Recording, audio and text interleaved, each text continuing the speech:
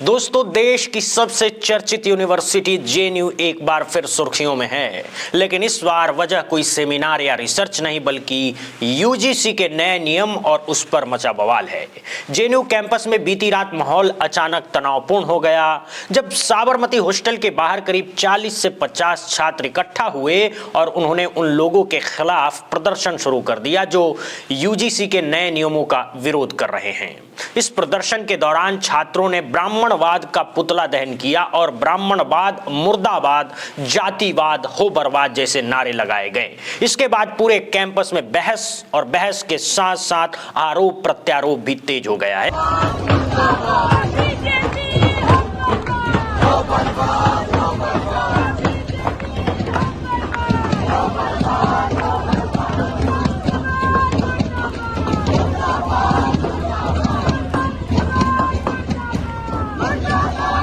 अब सवाल ये उठता है कि आखिर यूजीसी के कौन से नियम हैं जिनको लेकर इतना बड़ा विवाद खड़ा हो गया है। दरअसल 13 जनवरी को यूजीसी की तरफ से नए रेगुलेशन सामने आए थे जिनका मकसद बताया गया था कि कॉलेज और यूनिवर्सिटी में जातिगत भेदभाव को रोका जाए और शिकायतों के लिए एक मजबूत सिस्टम बनाया जाए। लेकिन जैसे ही ये नियम सामने आए, देश के कई हिस्सों में इसका विरोध शुरू हो गया है। खासतौर पर सवर्ण समाज के कई संगठन सड़कों पर उतर आए हैं। उनका कहना था कि ये नियम एक खास वर्ग को टारगेट करते हैं और इससे समाज में और ज्यादा बंटवारा हो जाएगा। देखते ही देखते मामला इतना बढ़ गया कि ये मुद्दा सुप्रीम कोर्ट तक पहुंच गया और फिलहाल कोर्ट ने यूजीसी के इन नियमों पर रोक लगा दी है। लेकिन दोस्तों, यहीं से कहानी और दिलचस्प हो जाती है।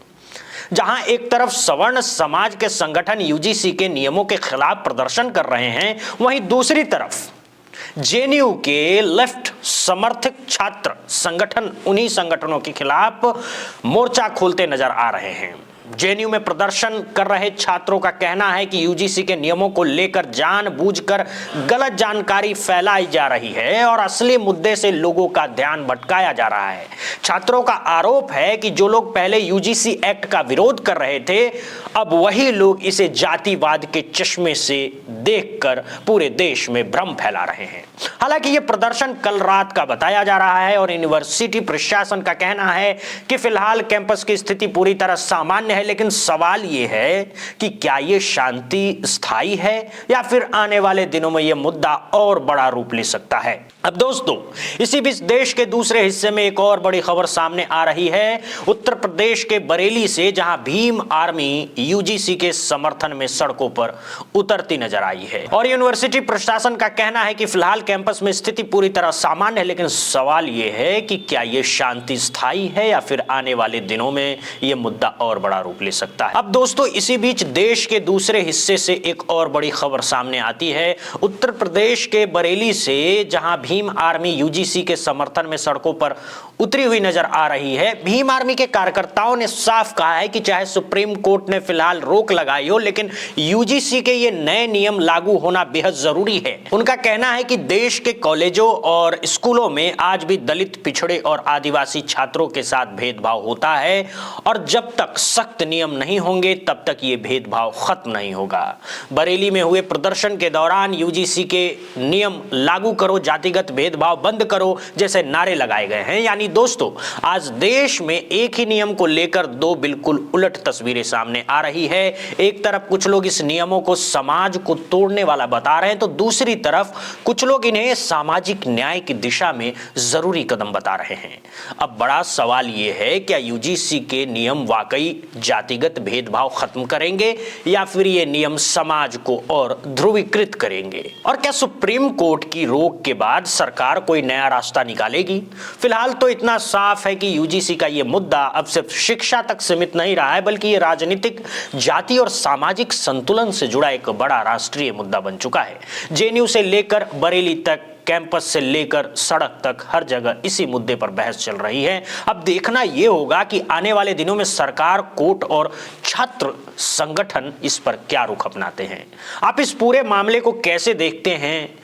कमेंट बॉक्स में जरूर बताइएगा। क्या यूजीसी के नए नियम सही हैं या फिर इन पर दोबारा सोच की जरूरत है? भीम आर्मी के सड़क पर उतरते ही अब ये पूरी तरह साफ हो गया है कि यूजीसी का मुद्दा अब सिर्फ यूनिवर्सिटी कैंपस की बहस नहीं रह गया है। अब ये सीधे सड़क, समाज और राजनीतिक से टकरा रहा है, जहां एक तरफ दलित और बहुजन संगठनों का कहना है कि ये नियम शिक्षा संस्थानों में फैले छुपे हुए जातिगत भेदभाव को खत्म करने के लिए जरूरी है, वहीं दूसरी तरफ सवर्ण समाज के कई संगठनों को लग रहा है कि इन नियमों से उन्हें जानबूझकर निशाने पर लिया जा रहा है। सुप्रीम कोर्ट की रोक के बाद उत्तर प्रदेश, राजस्थान, मध्य प्रदेश और हरियाणा जैसे राज्यों में कई जगहों पर मिठाइयां बांटकर फैसले का स्वागत किया गया है। कुछ संगठनों ने इसे सामाजिक संतुलन की जीत बताया, तो कुछ ने कहा कि कोर्ट ने समय रहते देश को एक बड़े टकराव से बचा लिया है। इसी बीच मशहूर कवि और वक्ता कुमार विश्वास भी खुलकर इस बहस में कूद पड़े हैं। उन्होंने सुप्रीम कोर्ट के फैसले का समर्थन करते हुए कहा है कि देश पहले ही कई मोर्चों पर तनाव से गुजर रहा है और ऐसे समय में किसी भी तरह का सामाजिक विभाजन देश के लिए खतरनाक हो सकता है। उनका बयान सोशल मीडिया पर जमकर वायरल हुआ है और देखते देखते यूजीसी के नियम कविता, राजनीति और विचारधारा की बहस का हिस्सा बन गए हैं। लेकिन दूसरी तरफ तस्वीर बिल्कुल अलग भी है। कांग्रेस नेता उदित राज और आजाद समाज पार्टी के अध्यक्ष चंद्रशेखर आजाद सरकार पर सीधा हमला बोल रहे हैं। उनका कहना है कि सरकार यूजीसी की गाइडलाइंस को सुप्रीम कोर्ट में पूरी मजबूती के साथ पेश ही नहीं कर पाई। उनका आरोप है कि अगर सरकार सच में जातिगत भेदभाव खत्म करना चाहती तो वो कोर्ट के सामने आंकड़ों, रिपोर्ट्स और जमीनी हकीकत के साथ अपना पक्ष रखती। चंद्रशेखर आजाद के बयान के बाद दलित संगठनों में एक नई हलचल देखी जा रही है। दोस्तों, यूपी, बिहार, पंजाब, महाराष्ट्र और मध्य प्रदेश में कई छात्र और सामाजिक संगठन आपस में बैठकों का दौर शुरू कर चुके हैं। अब सवाल ये उठने लगा है कि क्या ये आंदोलन सिर्फ प्रदर्शन तक सीमित रहेगा या फिर आने वाले दिनों में भारत बंद जैसी किसी बड़ी घोषणा की तरफ बढ़ेगा। सूत्रों के माने तो कुछ संगठन पहले ही देशव्यापी आंदोलन की रणनीति पर काम कर रहे हैं। कहीं साइकिल मार्च की बात हो रही है तो कहीं जिला स्तर पर कलेक्टर ऑफिस घेराव की तैयारी चल रही है। वहीं छात्र राजनीति भी अब खुलकर मैदान में उतरती नजर आ रही है।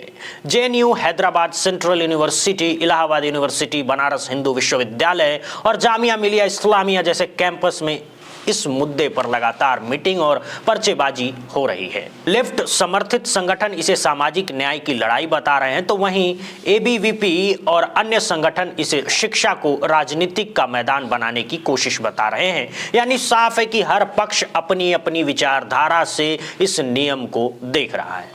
अब बात करें सरकार की, तो फिलहाल सरकार की रणनीति चुप्पी और कानूनी तैयारी की दिख रही है। सुप्रीम कोर्ट ने इस पूरे मामले की अगली सुनवाई 19 मार्च को तय की है और केंद्र सरकार को नोटिस जारी कर दिया है। सरकार के सामने अब दो रास्ते हैं, या तो वो नियमों में बदलाव कर नई गाइडलाइन लेकर आए या फिर पूरी ताकत के साथ कोर्ट में अपने फैसले का बचाव करे। लेकिन तब तक सड़क पर भीम आर्मी, कैंपस में छात्र संगठन और सोशल मीडिया पर विचारधाराओं की जंग और तेज होने वाली है। दोस्तों, ट्विटर, फेसबुक और यूट्यूब पर यूजीसी बिल को लेकर दो ट्रेंड लगातार टकरा रहे हैं। एक तरफ यूजीसी नियम लागू करो, दूसरी तरफ शिक्षा और जातिवाद बंद करो, राजनीति नहीं। अब बड़ा सवाल यही है कि क्या सुप्रीम कोर्ट की रोक इस आंदोलन को शांत करेगी या फिर ये रोक आंदोलन को और तेज करने का कारण बनेगी? क्या चंद्रशेखर आजाद इसे एक देशव्यापी दलित आंदोलन का रूप देंगे? और क्या सरकार इस सामाजिक दबाव के सामने कोई नया राजनीतिक फैसला लेगी? फिलहाल यूजीसी के नए नियमों पर रोक बरकरार है, लेकिन टकराव थमने का नाम नहीं ले रहा है। जेएनयू से लेकर बरेली तक, कैंपस से लेकर सड़क तक और कोर्ट से लेकर सोशल मीडिया तक ये मुद्दा हर जगह गरमाया हुआ है और आने वाले हफ्ते ये तय करेंगे कि ये बहस कानून की चौखट पर सिमटती है या फिर सड़क की राजनीति में बदल जाती है। फिलहाल इस वीडियो में इतना ही।